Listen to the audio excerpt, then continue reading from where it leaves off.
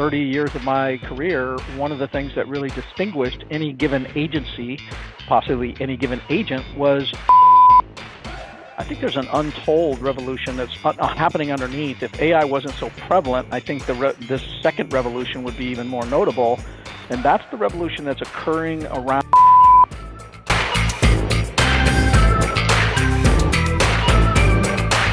Well, Blaine, thank you for coming on the show today. I really think with my viewership, your experience, we've got a good mesh here that I think is going to happen. I want to kind of give them your background. So you've been in commercial real estate for 40 years. You've been a CCIM since 1987. That's a long time. Congratulations on that. You've become a coach, a speaker, a best-selling author. Matter of fact, one of your books, Adapt, is what I want to talk to you about today. In 2012, you moved from transacting to mentoring and coaching, and so doing it, becoming an author. And you penned two books, Thrive and Adapt. Adapt is the one I want to talk to you about. But thank you for coming on today. Yeah, I'm happy to be here, and congratulations on building such an audience. Your voice is obviously needed, so way to go. Well, I try and find people that I think can really bring value to our community. And when I'm looking through, watching some of your videos, and you and I are really on the same page. And a lot of it, especially on the training aspect, that I think we'll get into later. I think we really need to up the training in the commercial real estate game. But first off, I want to touch on the book where you took a deep dive into the future of commercial real estate. Can you kind of break that down for where you really see commercial real estate going in the future? Yeah, I'm going to take a slight half step back. I wrote Thrive first. Thrive, the subtitle of Thrive is 10 prescriptions for exceptional performance as a commercial real estate agent. That's me acting as your sales manager and saying, hey, you're going to run into challenges. If you want to do it better, here's what I think you should do. A friend of mine said to me, Blaine, it's a great book. Thank you so much for writing it. But it's just so funny because it's a lot of old school stuff. And it's just funny you can still get away with publishing old school stuff. When are you going to do something forward facing? And so that was the impetus to write Adapt. The subtitle of Adapt is Disruption is Coming to Commercial Real Estate Brokerage. Are you ready? And so I really sat down and had a series of meetings with myself and said, so what exactly is happening? If I'm so smart and I've been in the industry for so long, then shouldn't I have some ability to look into the future? So when you read Adapt, it's broken into 9 chapters in which I address 9 different factors that I think are going to cause disruption in commercial real estate, and they are specific to commercial real estate. In other words, I don't talk about technology because technology is going to affect all of us. I don't talk about pandemic because it affects all of us. I try to think through some very specific issues about how I think things are going to change in the commercial real estate industry. Of course, the ironic story is I published it in the middle of March 2020. That may sound a little familiar to you because 3 days later, boom, say hello to COVID. And it's so funny because I actually got a little marketing push out of that. Like, how did you know that the disruption was coming? I'm like, well, just lucky. Of course, I don't speak to global pandemics in the book. So it's a little ironic. Yeah, well, the timing is right. And I do think, especially with, between the pandemic, AI, the evolution of commercial real estate, I think it's going to really take off going forward here over the next couple of years. Now, with the AI, how far out do you think that is? Well, again, I'm going to take just a half step backwards and say, Joe, you remember that when you and I started, we would go down to the county courthouse with our clipboard and look at the microfiche and write things down and then come back and sit at our phone and pick up the phone that had a receiver and we would push the buttons and we would call. Right. And, for the first 30 years of my career, one of the things that really distinguished any given agency, possibly any given agent, was almost exclusive control of data. In other words, when I started at CBRE, I was assigned a territory and I was told, you need to know every building. So I scoped every single building. And I would say for several years, I was the only one that had that information. I remember meeting with landlords and asking them questions about their tenants, and they would get this kind of strange look on their face, like, how did you know that? Mm-hmm. You spend forward 30, 40 years, and now all of that is subscription data and even AI generated data where it begins to start to work on algorithms. In other words, if I said to you, so Joe, just using your experience, which 50 buildings in your market niche do you think will sell next? And you would start to ponder that. Maybe you'd say, well, I know old man Jones, he's getting old, he's probably going to sell. And this building over here is a piece of crap and they need to do something, so that'll probably sell. And of course, this one over here, but AI now makes that list for you and you subscribe to it and everybody has it. So that fundamental shift from, sweat equity in the way that we had that information and the way we got that information, the way we cataloged that information, to where the needle is over here. And now the needle's gone completely to the other side where almost everybody has the information and it's evolving very rapidly. It just changes the fundamental value proposition of any given agent. It used to be that we were primarily data driven, that we knew things that other people didn't know, and you couldn't afford not to call us. Now the client themselves can subscribe to the same data that you have. So it's a fundamentally different play. AI specifically, I use it. I'm still waiting to see what I would call something game changing. Now, that's going to be a controversial statement because there are people who are already claiming that it's game changing. And that could be whether that's going to be specifically game changing in terms of brokerage or more broader like ownership, where you can begin to look at the operations of a building and make predictions and things like that. So I'm not against it. I'm just not totally, I haven't sold out to it yet. Yeah. Yeah, I think there's a lot of testing. So we're taking calls with different, everybody's reaching out going, hey, I've got this AI, it's great. Can you test it? And we're testing it. And I mean, it's evolving pretty quickly, but it's still, you can tell it's for cold calling mostly and warm calls. But it's just not there yet. But I do think once they get it figured out. Yeah, I saw a social media post not long ago, and the person had created an avatar. Here's my assistant Lydia, which is an avatar, a fake face, and she made 650 calls in 30 minutes, and ultimately entered into 7 conversations, and so we have 7 leads now. And she powered through all of this dialing, all of these things, and I'm a little uncertain about what that really means. Is that what we want to do to our customers, which is robo dial them, and that's the way we're going to start our relationship? I'm not sure. That's so contrary to the way that we learn to do it that I'm still figuring that out. Yeah, I think we all are. And I've talked to a lot of people that are pretty scared of it, and I'm like, listen, you're going to want to get over that. You're going to want to really take the time to learn it, or bring somebody on that's not afraid to learn it, because it's coming, and there's nothing that we can do about it. And we're all going to have to learn to adapt or die. It was after my father was a real estate auctioneer in Nebraska, small town, refused to get on computers, and it was his fear. He just hated them. And fortunately, my mom, she saw it as a challenge. She went in and started running it. And, it really helped their business grow. But how do you think, including, I guess, maybe we don't have to talk about AI, but, how are we going to adapt to this evolution that's coming? What changes your brokerage is going to have to make? Well, I had a conversation with someone the other day, and they were talking about AI, and I said, I think there's an untold revolution that's happening underneath. If AI wasn't so prevalent, I think this second revolution would be even more notable, and that's the revolution that's occurring around the gig economy. And let me give you a quick story to illustrate that. So let's just say that you own an agency, and let's just say you have 10 agents, and you decide that you need a couple of people in the marketing department.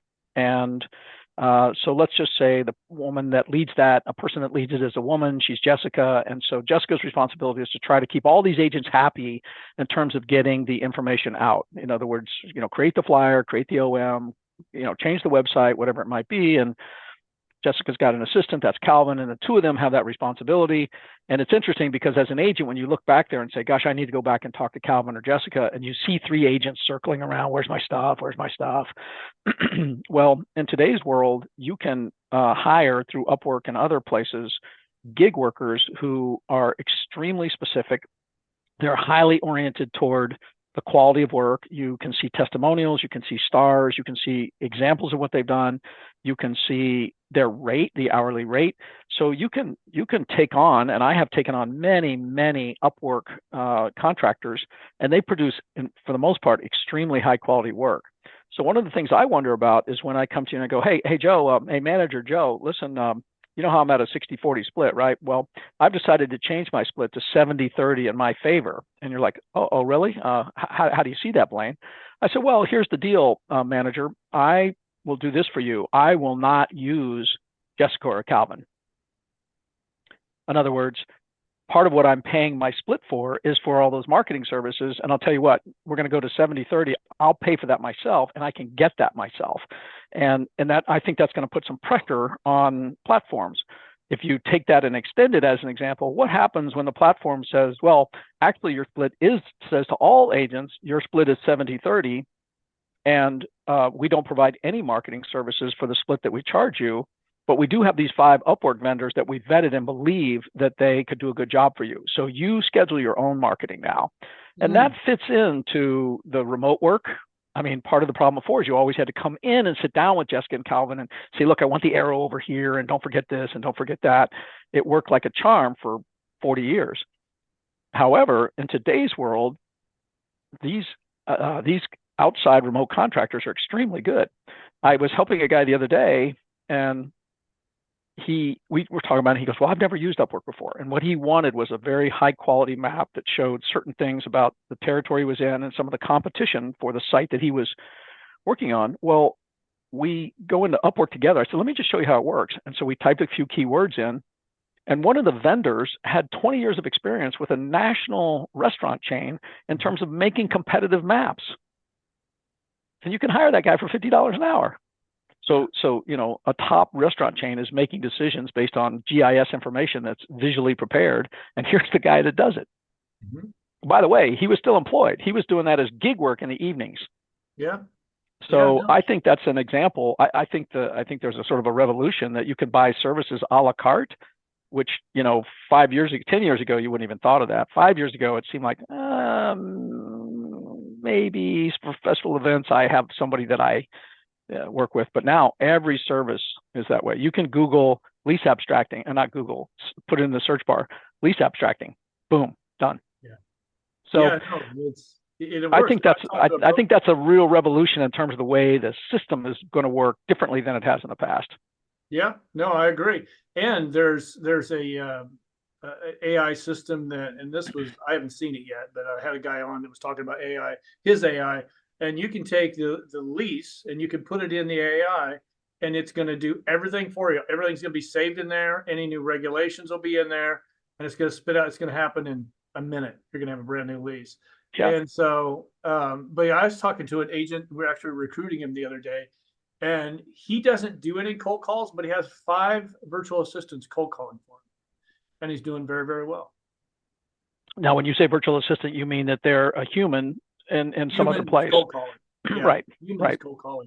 So that's, that's kind of where we're at now. And I think, the AI is going to be the next phase, but, there's a lot of entrepreneurial people out there that are looking for a way to utilize these tools. Yeah, I think there's a balance there because I think we talked about this, Joe. There's 100,000 commercial real estate agents in the United States, and I probably coach 25 of them. In other words, almost all of my people are at these very top producing the top tiers, and they would tell you never in a million years would I do that, because I have various ways of meeting with them, convening with them, and so I develop these relationships that are so strong that they frequently call me. In other words, I've done 5 deals for them over 8 years. I would never robocall or virtual assistant call that person. I try to make sure that I'm always top of mind with them, and then they call me. And so there's maybe it will end up being a chasm, that there'll be nothing in the middle. You'll either be in some kind of convening event and a heavy top of mind, heavy repeat business. And then over here, there will be essentially remote, electronic, AI oriented prospecting. Maybe that's where it will go. We'll see. Yeah. And I do think back of house is going to be different. Everybody, the transaction coordinators, that we won't need as many of them, not so much in the boutique firms, but the bigger firms probably aren't going to need near as many. I think that's another way we're going to have to adapt. Well, I think it's going to be also interesting. There's been some fairly interesting discussions around the way the internet itself will change. And here's what I mean by that. The internet as it exists today could be considered to be effectively a seller-oriented or internet. If you make running shoes and you want to sell running shoes, you create a website, and then the buyers come through the internet and they search and say, okay, does this store have my size? And so put that in real estate terms, I'm looking for space, so I'm searching buildings and searching this and searching that. And there is a theory, there's a group of people who believe that the internet will morph toward a buyer's side, which means that you post what you want. There's a packet of information associated with that request, and the sellers or the vendors scour the internet, and they say, hey, I see you're looking for a size 12 ASICS running shoe. We'll sell it to you for this. So right now, when you think about the way that we look for information on the internet, what happens when it changes to where you post what you want and people offer to do it for you? Right. Think about how that's going to change the nature. Just imagine you're a restaurant and you're looking for 5,000 square foot end cap spaces across America that might work for your barbecue restaurant. And you could post that, and then everybody responds to you. Yeah. Think what that would look like. Think about that value proposition. Save a lot of work, wouldn't it? Save a lot of calls. Well, you still would have to call probably an agent. They still have to call Joe and say, Joe, look, I found this location, and I want you to go confirm that it works for us, and take our standard LOI and our standard lease and get it on the lease and bring it back to me. Mm-hmm. But I don't know that that's worth X percent. That might be, I'll do that. I'll now pay you $5,000 to do the same thing you've done for me 5 times before, keeping in mind I found the real estate. Yeah. Yeah, so, I can see where that could play. So we'll see. Yeah, very interesting. Now, one thing that I think is really we're gonna see a pretty significant evolution is in the training of new agents. I think you and I are both of the same mindset that right now it's pretty weak in our industry, right? And I think you're going to see something is got to change, and it's got to evolve.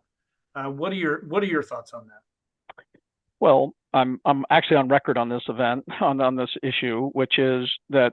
So I started with CBRE in 1982, and it wasn't called CBRE in those days, but it was the big boy. It's the same animal that CBRE is today.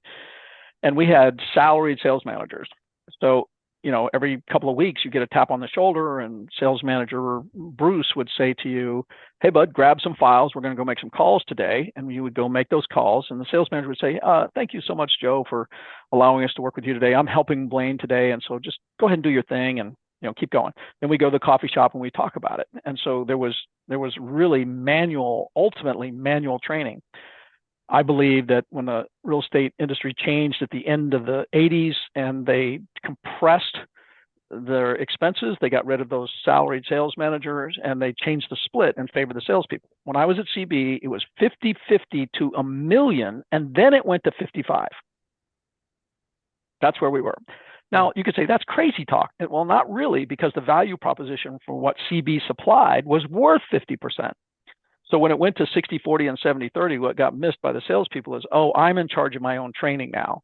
And that was the beginning of the end. And so what I say in the forward to Thrive is, let me be your sales manager. I learned these things at the hands of a human mentor.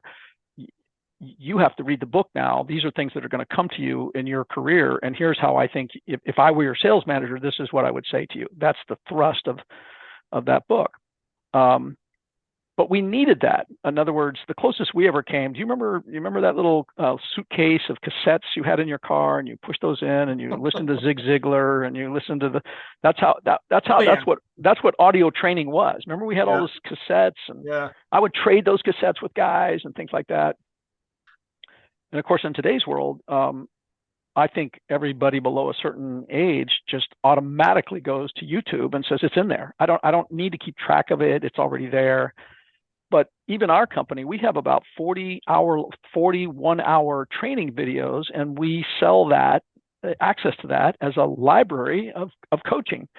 Well, that wasn't available to us. We didn't think that way in terms of where you and I came from. So what it really does is shift that responsibility for training over to the trainee, to the mentee, and that's compounded or made more complicated because when I started CBRE, I was an employee. It was a B2B mindset. So just like IBM, just like Xerox, just like First National Bank, you were in sales, but you were employed by that company. Now everybody's an independent contractor, so you can't even make them come to a meeting. You can't make them come to a training meeting. So the shift over to the salesman side, the mentee side, is dramatic and wholesale. And I think the message has been largely lost. I think when you have an industry where the barrier to entry is very low, anybody who lives in Florida for 6 years, 6 months, gets a fingerprint test and gets a license, I'm in commercial real estate. Yeah. I like to tell people it's much harder to become a plumber than it is to become a commercial real estate agent. It is. We don't have a set apprentice program leading to mastery, right? So what happens is that they're in, and then they got in so easily, they're a little skeptical on like, well, why should I take my wallet out and pay for any training? Why should I do that? And so it's a morass. Yeah, the agents of the agencies, the brokerages have got to step up and train. But there's a couple of companies in our market that their turnover is 92+%. And I don't know what is the cause of that. Maybe they're not. I mean, ours is 60-some%. And I'm in those meetings. I know that I tell the younger generation, listen, when you show up, we're a little different. So our training is we do 8:30 to 9:30 by our CEO every morning, 5 days a week. You're in training. At 5 o'clock at the end of the day, we sit down with them and we go through. There's only 4 right now, so doesn't take too long. How many cold calls you do today? How many pieces of content did you put out? How many pieces? What did you do today? And then trying to show them how to analyze their productivity, and trying to teach them that once you're out on your own, how important that is to take a look at the data every day, every week, every month, and every year, and what has worked for you. But most brokerages don't do that, and we're still at a 60+ turnover. So I'm not sure what we need to do to get people to understand this isn't like what they see on TV. This isn't $1 million listing. It's your own business. You have to be an entrepreneur. And we as brokerages have got to supply the right training for them. Well, there's 2 or 3 things going through my mind. I'll see if I can give them to you quickly. Number one, so the environment has changed in many ways. At CB, I went in every day and I sat in cubes, and there were senior salespeople right next to me. I literally heard from 4 or 5 feet away how a senior salesperson talks to somebody. And so I learned like that. Well, okay, they don't come in, nobody comes in anymore. So those conversations are sort of lost. And that was, let's call that almost like silent training, the absorbed training, if you will. I think that when the agencies said in the late 80s and early 90s, we almost didn't make it. And so we're going to cut down on our fixed expense. And then what they went to is not only did they get rid of the sales manager, they went to the profit center manager and they said, look, you're going to have to be player coach. That's the only way we can afford to do this. So instead of paying you $200,000 to run the profit center, we're going to pay you $50,000 to run the profit center, and you need to work on your own deals. Well, that player coach model doesn't work. I'm the young guy, I need help. And, you hear these horror stories of somebody saying, well, I could help you, but I'm going to have to take some of it to make it worth my while. Or, look, I would love to help you, but I can't do anything until my deal closes. So come back on Tuesday. So that's another problem. I think now what happens is, so NAR is the one that says there's about 100,000 commercial real estate agents. And when you look at those people, the average age of those people is over 60 years old. I thought it was I thought it was like 52. I didn't know it was over 60. Well, think about it for a moment, because you have so many baby boomers, right? There's so many of us baby boomers, and the baby boomer, the youngsters of the baby boomers are 60 years old, and they're still, so we live longer, we work 65, 70, 75. But if I told you, Joe, walk out the door and start collecting people and collect people and put them inside your circle and take them outside your circle until you had an average age of 60. You'd say the only way I can do that is to go to the senior housing facility and boot out the 55-year-olds. That's the only way I can get an organization that's averages 60 years old, right?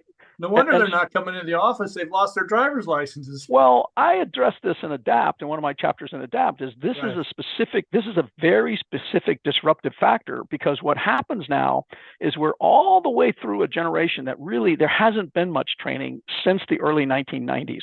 So we're talking about 30 years of no training now. So those people that didn't have much training, they're now the parents. It's like, I don't know.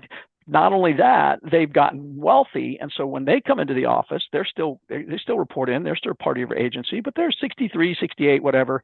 They have completely different goals. Number one, I would rather buy real estate than transact it for somebody else. Sure. Number two, I got grandchildren, I got a second house, I got a much different agenda than this 32-year-old who's married and has one baby. That's what we used to say as a CD manager. We're like, oh, we love those guys that are 32 because they're fully in debt. They got babies. They're working their ass off because they have to have it. Well, at 63, 68, whatever it is, I don't really feel that way. So, Motivation's so, not there. so some of the people that could train are actually not focused on that. And I think all of these factors exacerbate this lack of training, lack of mentorship. It's a lot of factors. It's the high split, it's the independent contractor, it's the low barrier to entry. I'll bet you don't know of any other firm that trains like yours. No, I don't. Well, they all are okay, sometimes so even charge for it. yeah, so you're the unicorn. You're not you're the unicorn. Yeah, but there's a cost to it though, for us in the end. When we lose somebody, they've had CoStar now for how many weeks, and so we're paying for that. Our time. There's a cost to it, but I'm finding that a lot of our younger agents that are in the office doing what we're telling them and showing them to do, because they'll go along. So our senior agents will, if they have an appointment, the younger agents will ask, can I tag along? And the senior agents will do it because we've built a company we're very focused on company culture, and everybody here supports everybody else. So it really makes a difference.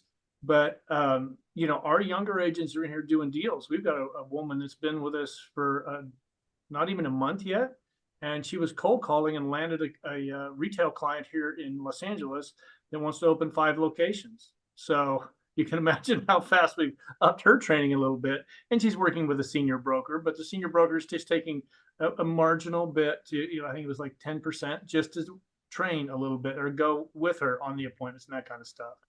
And so, yeah, I agree. I think there are still some candidates, some people out there that do think long term and are willing to forego current gratification for future gratification, which is they if they truly treated it like a profession, and they were willing to build into that, then you can see how that would work. A couple of anecdotal comments on that. When I was at CB and we began to say, oh my gosh, it's all old white guys here. Even now, this is 30 years ago, we have got to get some diversity here. And we aggressively went out and tried to hire women and minorities. And what we constantly discovered was that as these groups were gaining stature in the education process, and so maybe they're the first one to graduate from school, or maybe it's been a longer road for them. And when they graduate from school, they don't then say to themselves, I think I want to be a real estate agent where it's a low barrier to entry and I'm in there with all these, ADD types. I want to be a doctor. I want to be a lawyer. I want to be a chief.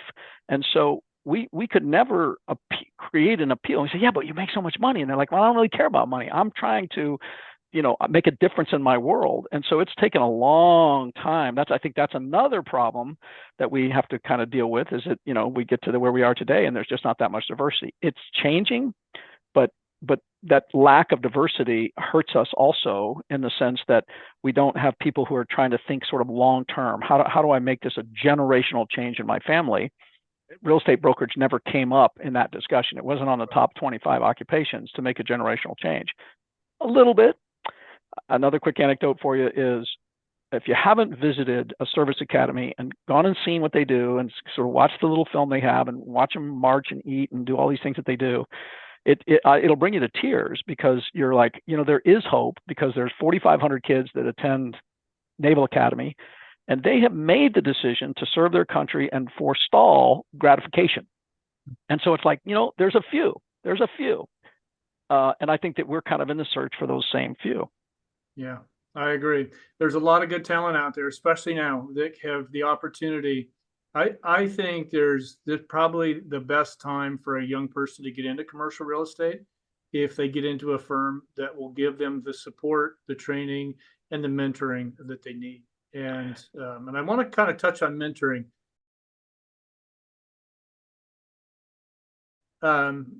You do a lot of coaching. Do you do mentoring as well, Blaine? Well, if you mean by mentoring, do I offer to work with a designated person or a designated group? Yes, some of that. The anecdote I would tell you there is we have a very strong CCIM chapter in Central Florida. And so every year they say, look, welcome to the organization as a candidate. We would love to supply mentoring for you. We have a handful, couple dozen of designees. So if you're interested, you sign up, and here's how it works. There's a once a month meeting that we hold as a group, and then you work with your mentee, mentor after that. And this is going to hurt a little bit, Joe. You know what the problem is? Lots of mentors and no mentees. Oh, I mean, we're ready to offer it, but many times that we just can't fill the bundle on the mentees. And so, yeah, I occasionally take on professional clients that I would say, they're not as far along, and so you have to coach them differently. They can't afford to pay as much. There's a different style of learning that you have to undertake early in the game. But yes, there is some of that. I try to make a contribution just by saying, look, here's a book free. Why don't you read the book and tell me what you think? Yeah. You'd be surprised how many times I never hear from them again. Yeah, we do that. I mean, I'll get resumes sent in and I'll call somebody and they'll say, yeah, I'm interested. And then you'll send them a calendar invite to come into that and you never hear back. I just you got to kiss a lot of frogs. That's for sure. You do. But man, I'm so thankful that our agents, I mean, we have right in the office right now, I think there's two male agents and 5 female agents. And we have a very diverse group. There's never a boring moment in this office because of that, and we've got a very they're all doing well, and it's building that. But finding a company that is willing to really train, mentor, give you the opportunity, all the tools. How do I go about finding them? Just if I'm a new person thinking about doing it, just pick up the phone and start calling brokerages in the area? Well, I want to back up just a half step, which is good for you, because if you found those people and you are training them, then what's going to happen to some degree is there's going to be organic growth, because the people who will commit themselves to training and take a long-term view and delay gratification, they hang out with other people like that. And so what happens is you'll find that your single best sourcing is through the people that are succeeding.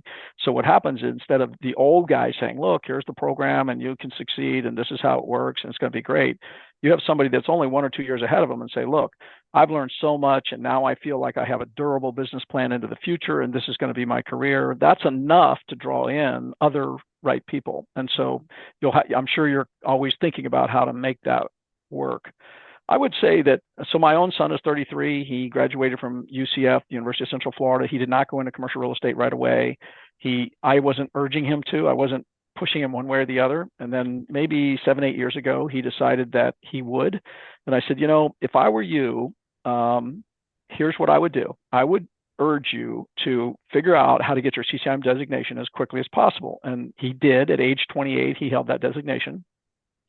The reason for that is because then you get taken as seriously as somebody is 68 because you have the same designation.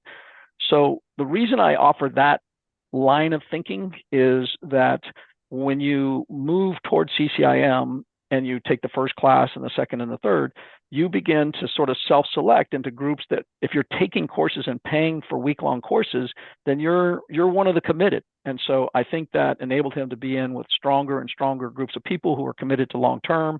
It was a way for him to self-select in.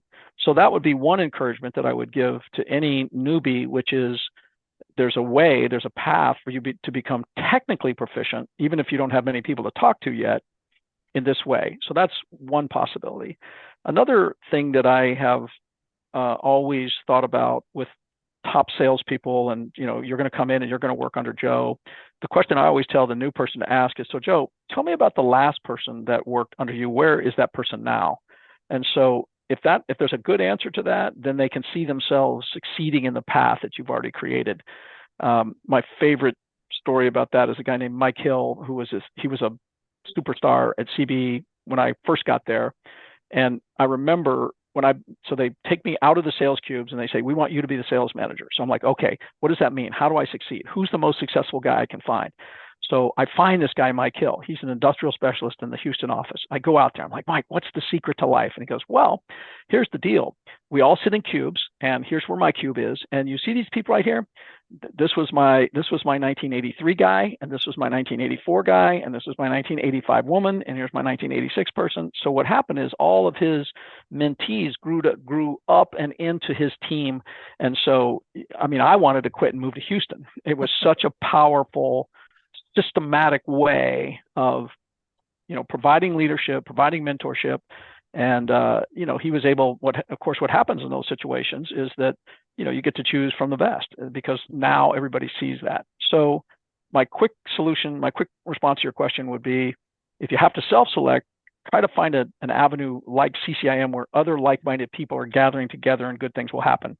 And then the second would be, when you're interviewing with firms and they're telling you about their training program, ask what happened to the people in front of you. And that will give you a pretty good path. That'll give you a pretty good picture. You talk about these firms where they have really, really high turnover. And so the manager would be forced to say, well, last year we had 20 and only 2 are still here. And then you can deal with that response. Yeah, that's a great way to do it. Yeah, I really do think, I want to go back, and I think it's a great time to get started if you have the right mindset. And I think the mindset needs to be kind of a startup mindset. I'm going to do what it takes. I don't know if you remember a few years ago, me in LA, we were in the middle of the tech boom and kids were working, sleeping like 3 hours a day. Obviously, I don't recommend that, but the mentality that was around then is I just want to grow and learn and learn and learn. And I think you kind of have to have some of that mindset right now. And I think if you have that mindset, there's nothing stopping you. There's so many more tools that we had when we started Blank. I mean, we had a phone, and we didn't have a computer. And I just think now, I think now that if and these are free tools, everything on the internet, all these platforms are all free, right? What would you have paid to have those tools 10 years ago that are free now and you're not using, or a lot of people are not using? That's what's amazing to me. And I think the younger generation that's grown up with these damn things in their hand can sit and do this. They can create content. They can build a network really just so much faster than we could. Well, I agree with you. I think the tools are obviously amazing. That you can subscribe to data now that would have taken us months and years to get. 2 quick reactions to your comments. Number one, I got married right out of school and then went to work for CBRE. So what we would do on the weekends, my wife and I would drive around on the weekends. She would drive and I would lean out of the car and take Polaroid pictures of the buildings, which became flashcards. Yep. So we would go home and she would hold up the bill. I would write on the back what the building was, and like, okay, that's Valencia Gardens. Okay, that's that's starts with a P. That's President's Point. Yeah. That's what we did on weekends. That was the fun. The other thing I would just say to you, which is kind of interesting, I like to sometimes challenge the high tech people and say, well, do you think that where we're headed ultimately is that a commercial real estate deal transaction is going to be done and you will actually never meet the prospect in person? Is that the goal? I mean, is that what we're trying to do? Almost like, so Joe, what we're working toward, just so you know, is that we can have you undergo surgery and you'll actually never talk to the doctor in person. Yeah. And it's like, and they're kind of like, well, when you put it like that, and I'm like, okay, well then how much is the right amount of personal interaction? And again, I know that I'm biased because I work with these top producers, and what fuels them is repeat business. They're building a business. And yeah, well, they build a business if you don't meet the people. Right. It's like, hey, I got an idea. Hey, I got an idea, Joe. Let's you and I go out and play golf this weekend. We'll build a relationship. We'll ride around. We'll go to the 19th hole. And it's like, no, I think what we'll do is we'll both get on our phone and we'll play video golf for about 20 minutes and we'll see how it goes. And it's like, yeah, I guess you could technically check that in both cases we played golf, but the outcome, the reaction, the traction is totally different. Yeah. Now, what I'm saying is for lead generation and getting market awareness is where the power lies. But the interpersonal relationships are the key to this business. If people aren't talking to you, people aren't getting to know you. They're going to talk to people they know, but they're going to do business with people they trust. And trust takes time. Yeah, I was working, I was talking to a guy the other day, and we were kind of talking about what seems to be lost here a little bit is that the clients, the prospects actually want to know you if you're the expert. Everybody wants a guy. Yeah. And my story to that is my car gets hit in a parking lot. I come out, there's a dent in my car. Oh man, there's no note, there's no nothing. So I complain to you and I go, Joe, you won't believe what happened to me. I'm in this parking lot and I got this dent in my car. And then you say, I got a guy. Mm-hmm. I got a guy. And so what happens at that moment is I go, oh, really? What's his name? And you write it down on a napkin. I call that guy and I hire that guy because you referred me. And so since you have a guy, I want that guy. I'm happy to have that guy. So what I try to tell people, the way we try to coach into it is to say, listen, you want to do the things that you have to do to be the guy. Now, the guy could be a woman or a man. That's Sure. don't take it too far, but you get the point, which is they actually want high quality service and they want that relationship. And my simple question is, and what are you doing to create the sensation that you're the guy? You can help them. And I think younger agents are, struggling to figure that out right now. And so how do you, as somebody, how would you guide somebody to figure that out early on in their career? Well, I'm a big fan of Don Miller and the StoryBrand legacy that he's built. He wrote a book many years ago called StoryBrand, and now it's an industry. So guys like me can go to StoryBrand boot camp and become a certified StoryBrand coach. And the basic message of StoryBrand and Don Miller is that we have forgotten that actually the client is the hero and we're the guide. The client is Pinocchio and we are Jiminy Cricket. The client is the climber and we are the Sherpa. You see sometimes I've seen email signatures where there's like 10 lines and it says, sold more than 20 billion, number one in the industry, this. And so basically what the email signature says is, look at me, Mm-hmm. look how good I am. You should be happy. You should be pleased to work with me. That's how good I am. That's how long I've been around. And I get it. You're trying to build credentials, but then you go a little too far and you think that the credentials are the answer. The way I like to help people think about their value proposition, and there's some wonderful videos in this regard where Miller gives a challenge, sits quietly, then people come up to the microphone and read their value proposition back to him. And basically, I'm a believer in his theory, which is that it's our job to help our clients achieve their goals. So my value proposition is we help investors realize their goals. We help office-based users make the best possible educated decision at the appropriate time. So that's how I try to talk about what the value proposition is. The reason I can do that is because I've done it this many times before. I've worked through these transactions. I doubt seriously there's something that will come up that I haven't dealt with before. But I'm not saying that to tell you how great I am, but to give you more comfort that I'm a worthy companion on the journey that you're trying to take. Yeah, that's brilliant. I think understanding that can really help a lot of people, and understanding who we're really in this business for. Obviously, we're in this to make money, but if we treat those clients, really come with that mindset of truly helping them, they're going to refer more business, and that's how you're going to build your business. Well, Zig Ziglar said, I don't know, 50, 60 years ago, if you can get anything you want as long as you help enough people get what they want. Mm-hmm. That's absolutely spot on, isn't it? Yeah. Well, turns out old guy's still true. We know a few things, right? We might. Well, that's questionable. Yeah, some of my agents some days they're like, oh, but well, Blaine, thank you very much for this. I am going to we'll post your book up on the screen here a few times during the video, and it's already on the Joe Killinger website. So we've got both books up there. People can go find it. And if anybody watching has any questions or comments for Blaine, please put it in the comments down below. We'll make sure that Blaine sees them. And Blaine, thank you very much for coming on today. Thanks, Joe. I really appreciate it. Anybody who wants to reach me can go to the website, onemoredeal, all one word, .net. That's an easy way to find me and get more information. But I really appreciate this opportunity to share some ideas with you. I appreciate it. Yeah, we'll put your website down below as well. So thank you. A link to the books as well. And for those of you watching, thank you very much for taking the time to watch the video today. If you could, please give us a like. If you haven't done so, make sure you subscribe.